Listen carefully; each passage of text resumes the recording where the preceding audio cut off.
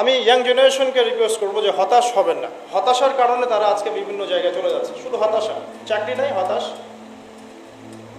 গার্লফ্রেন্ডের সাথে বনিমনা হচ্ছে না হতাশ, তারপরে বাসা থেকে প্রেশার দেওয়া হচ্ছে হতাশ, কবে কামাই করবি কবে খাওয়াবি হতাশ, চাকরি একটা ভালো রেজাল্ট হচ্ছে না হতাশ।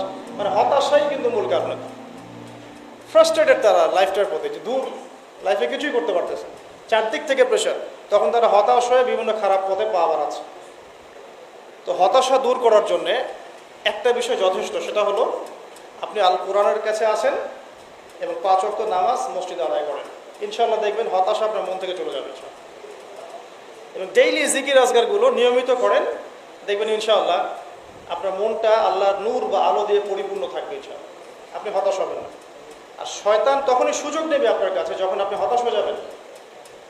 আপনি হতাশ হয়ে গেলে শয়তান আপনার কাছে সুযোগ নেবে। হতাশ হবেন না কখনো না। লা তাহজান, তুমি দুশ্চিন্তা করো না, ইন্নাল্লাহা মা'ানা, আল্লাহ আমাদের সাথে আছে। এগুলো কিন্তু চারটাখানি কথা না।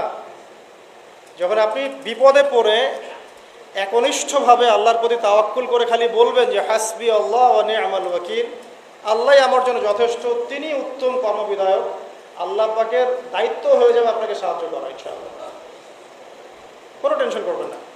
যখনই কোনো বিপদ আপদে পড়বেন মন থেকে বলবেন হাসবি আল্লাহ ওয়া নি'মাল ওয়াকিল অথবা হাসবুনাল্লাহ ওয়া নি'মাল ওয়াকিল। ইনশাআল্লাহ দেখবেন আল্লাহর সাহায্য নেমে আসবে ইনশাআল্লাহ। একজন আলেম একটা কথা বলেছিলেন একদিন, যে আগে মানুষ যত বেশি আল্লাহর কাছাকাছি থাকতো, আল্লাহ পাকের নুসরা মানে সাহায্য তত কাছে থাকতো। যখন মানুষ আল্লাহ থেকে দূরে সরা শুরু করেছে, আল্লাহ পাকের নুসরাও আস্তে আস্তে আস্তে আস্তে সরে গেছে।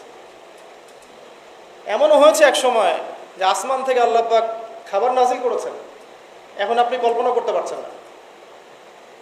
এমন হয়েছে এক সময় নেককার বান্দা হাত তুলে দোয়া করেছে, বৃষ্টি বর্ষণ শুরু হয়েছে। এখন সবাই মিলে আমরা ইস্তেসকার নামাজ পড়ছি, বৃষ্টি হচ্ছে না। আমাদের মন থেকে আল্লাহ পাক যত দূরে চলে গিয়েছেন, আল্লাহ পাকের নুসরা সাহায্য যে গায়েবী মাদাত, এটাও দূরে চলে যাচ্ছে। ইমানই সবচেয়ে বড় বিষয়। আমল করতে গিয়ে আমাদের মধ্যে ভুল ত্রুটি হতে পারে। এমনও হতে পারে কেউ সুদ খেয়ে ফেলছেন, কেউ জেনা করে ফেলছেন, স্পেশালি ইয়াং জেনারেশন অ্যাফেয়ার, হারাম অ্যাফেয়ার, জেনা করে ফেলছে, বা বাধ্য হয়ে সে হারাম জব করছে, ঠিক আছে, মাদকদ্রব্য সেবন করেছে। এমন কোনো পাপ নাই সে করে নাই। যদি এমনও হয় তারপরেও হতাশ হবেন না। আল্লাহ রাব্বুল আলামিন আপনার খালেস ঈমান যদি আপনি নিয়ে আসতে পারেন, তওবা করে ফিরে আসতে পারেন, আল্লাহ পাক মুহূর্তের মধ্যেই সমস্ত